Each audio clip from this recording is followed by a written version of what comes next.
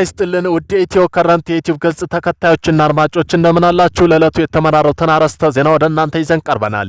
በጸለምት ወረዳ የመንቀሳቀሰው የህወሓት ታጣቂ ቡድን አርሚ 11 ኮር አዛዥ ኮሎኔል ጋይም ሲሻይ ቡድን በነበረበት ወደ ኋላ ለመወጣት እየተንቀሳቀሰ ቢሆንም ታጣቂው ትጥቅ ጥለውና ይዘው እየጠፉ ስለመሆኑ አርሚው ዘመቻ ኃላፊ ኮሎኔል ሚዛን ገብረ ጊዮርጊስ ያሳወቀ ሲሆን ሚዛን በበኩሉ የታጣቂ ቡድን መጥፋት በሁሉም ክፍለ ጦር የሚታይ ቢሆንም አብዛኛው አርሚ 11 ወልቃይት ደደቢት ክፍለ ጦሮች ላይ ከፍተኛ መሆኑን በመጠቆም ያልተገለጸ ከተማ አካባቢ ፈልገው እንዲሰበስቧቸውና እንዳደራጇቸው ገልጸዋል። በዚህም ጉዳይ ዜና ትንታኔ ያካተናል። ቆይታችሁ የምትሰሙት ይሆናል።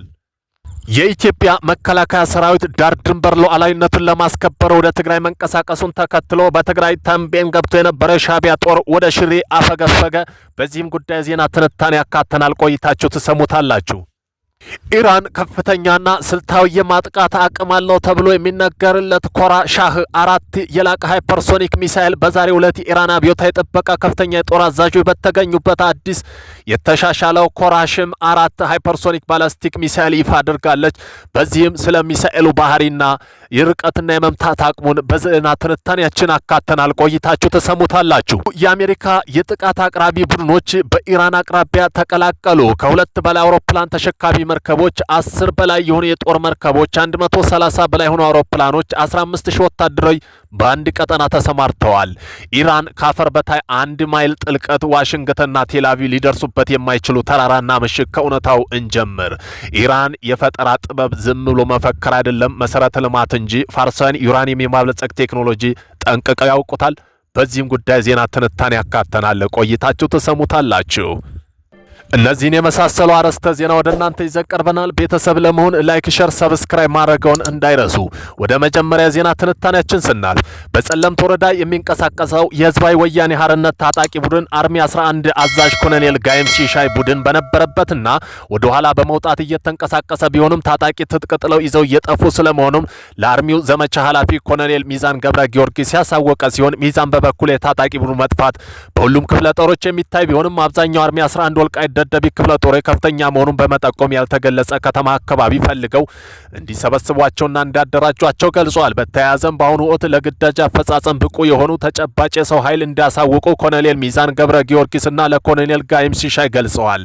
በምዕራብና ደቡብ ግንባሮች ግጭት መከሰቱን ተከትሎ አርሚ 11 50 22 እና 24 35 እና 44 አካል የሆኑ ታጣቂና ትጥቅ ጭምር የመጥፋት ሁኔታዎች እየተስተዋለ ሲሆን ላብነትም በጥር መጨረሻ ላይ በድምሩ 167 ታጣቂዎች የጠፉ መሆኑን የህወሓት ወቅታዊ የግጭት እንቅስቃሴ በመቃወም ዛሬ በጠዋቱ 3 ሰዓት ጀምሮ በማይጸብሪ ከተማ ሰላማዊ ሰልፍ እየተካሄደ ይገኛል።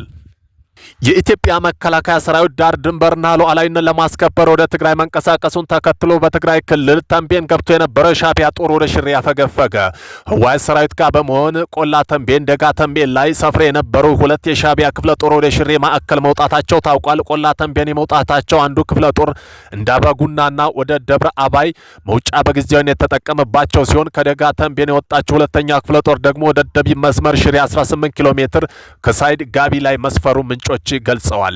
በተያያዘም ዜና ኢትዮጵያ ኤርትራ ጦር ወደ ድንበር ተንቀሳቅሷል። ከፍተኛ ቁጥር ያለው የመከላከያ ወደ ትግራይ አዋሳኝ መንቀሳቀሱን ብሉምበርግ ዲፕሎማቲክ ዋቢ አድርጎ ዘግቧል። ኢትዮጵያ መከላከያ ሰራዊት ባለፈው ኤርትራ ጦር ከፍተኛ ቁጥር ያለው ጦር ማስጠግቷል ብሏል። ሁለቱ ሀገራት መካከል ጦርነት የመቀስቀስ እድሉ ከዕለት ወደ ዕለት እየሰፋ ሲሆን ዲፕሎማቶች ሀገራት ግጭት እንዳይቀሰቀስ ጥረቶች እያደረጉ መሆኑ ታውቋል። ሁለቱ የአሜሪካ የጥቃት አቅራቢ ቡድኖች በኢራን አቅራቢያ ተቀላቀሉ። ከ2 በላይ አውሮፕላን ተሸካሚ መርከቦች 10 በላይ ጦር መርከቦችና እንዲሁም 130 አውሮፕላኖች በአንድ ቀጠና ተሰማርተዋል። ካፈር በታች 1 ማይል ጥልቀት ዋሽንግተንና ቴልአቪቭ ሊደርሱበት በማይችሉ ተራራና ምሽግ ከእውነታን ጀምር ኢራን የጥበብ ዝም ብሎ መፈክር አይደለም መሰረተ ልማት እንጂ ፋርሳውያን ዩራኒየም ማበልጸግ ቴክኖሎጂ ጠንቅቀው ያውቁታል። ዋሽንግተን በፍርሃት ያራደው፣ ቴልአቪቭ በድንጋጤ ያስበረገገው፣ ዓለምን ያስገረመው አንደኛ ዓለም የተደቀነበት ተአምር የተባለ ኢራን ዋሻ ሰንጣቂ ሚሳኤል ተገለጠ።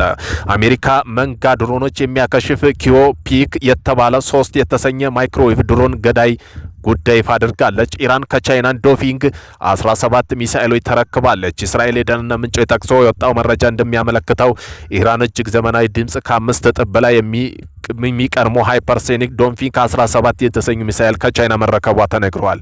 አሜሪካ ወደ ኢራን ጦሯን ያዞረችበት ምክንያቶች ተዘርዝረዋል። አሜሪካ ኢራን ውዝግብ ብዙ አስርቶች ያሳለፈ ቢሆን አሁን ድንገት የሚመስል ቃታ መሳሳብ የቀረው ግጭት ውስጥ ገብተዋል። ፕሮፌሰር አደም ካቢል በነበራቸው ዝርዝር አሜሪካና በኢራን መካከል ያለው ጦርነትን ያስረዳሉ። በዚህም ጉዳይ አሜሪካ ከአረቦች ጋር አንድ ሚስጥራዊ ስምምነት አድርጋለች። እኔ ኢራን አጠፋላቸዋለሁ እናንተ $4 ትሪሊየን ክፈሉ የሚል ነው ብለዋል።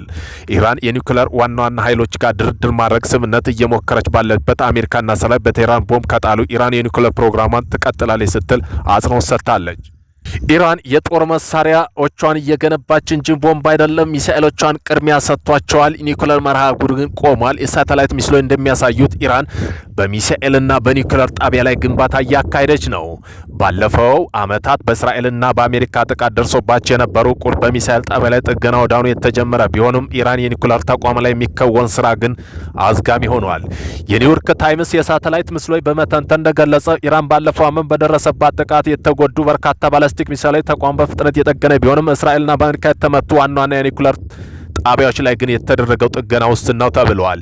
ይህ ወጥ ያልሆነው የመልሶ ግንባታ ፍጥነት አሜሪካ በኢራን አቅራቢያ ኃይሎች እያከማቸ ባለችውና ፕሬዝዳንት ትራምፕ አዲስ ወታደር እርምጃ እያጤኑ ባለበት ወቅት ኢራን ወታደራዊ ቅድሚያ የሚሰጧቸው ጉዳይ ፍንጭ ይሰጣል። አሜሪካ ጥቃት የምትሰነዝር ከሆነ ኢራን ምናልባት በክልሉ የሚገኙ የእስራኤልና አሜሪካ ጦር ሰፈሮች ባላስቲክ ሚሳኤል መምታቱ ያጸፋው እርምጃ ትወስዳለች።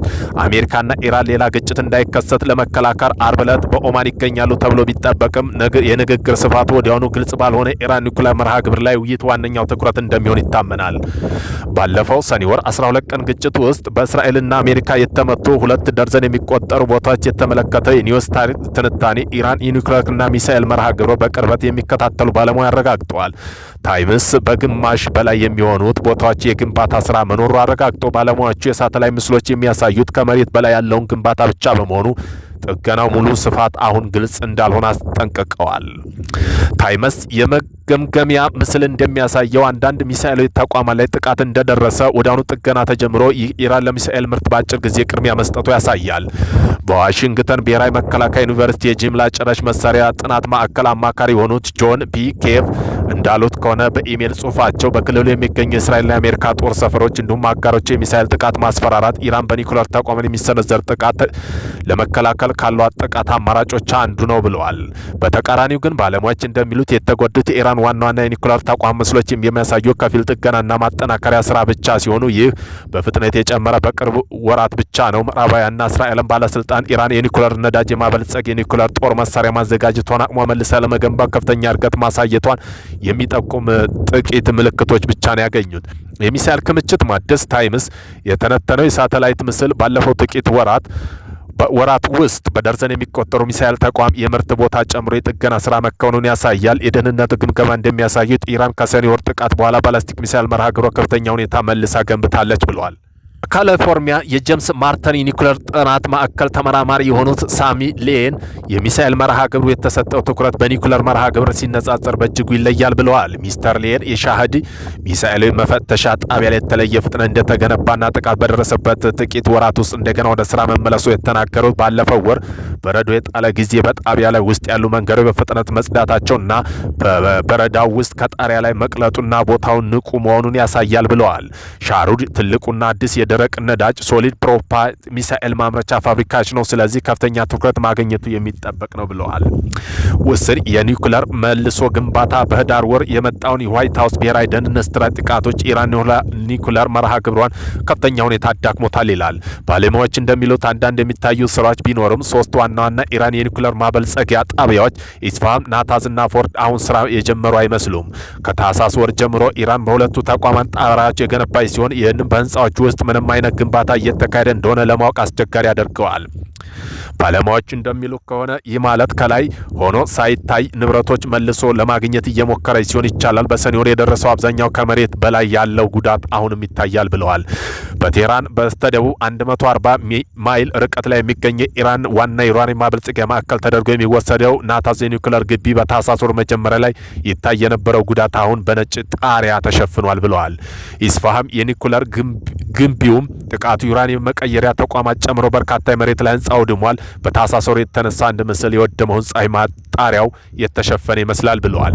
ጆሴፍ ሮደስ የተባሉ ተመራማሪ እንደሚሉት ርቀት በቅርብ ጊዜ ድረስ ኒውክሌር ጣቢያው አካባቢ የሚታየው አብዛኛውን እንቅስቃሴ የደረሰው ጉዳት ለመገምገምና ፍርስራሾች ለማጽዳት የታለመ ይመስላል። ነገር ግን ኢራን አሁንም የጠነከረ ዩራኒየም ክምችት እንዳላት አስጠንቅቀዋል። በመጨረሻም ከቴህራን በስተደቡብ ምስራቅ የሚገኘው ቻርች የሚባለው ወታደራዊ ግቢ ውስጥ ሌላ ትልቅ ለውጥ ይታያል። ኢራን የኒውክሌር ጦር መሳሪያ መንቀሳቀሽነት የሚያገለግሉ ከፍተኛ ፈንጂዎች እዚያ ትፈትሻለች። በቅርብ ጊዜ ምስሎች እንደሚያሳዩት 150 ጫማ ርዝመት ያለው ትልቁ ሲሊንደር ክፍል ውስጥ በቅርቡ ተገንብቷል። ቦታው በሰኔ ወር ጥቃት ባይደርስበት 2024 እስራኤል ኢላማ ተደርጎ ነበር ብለዋል።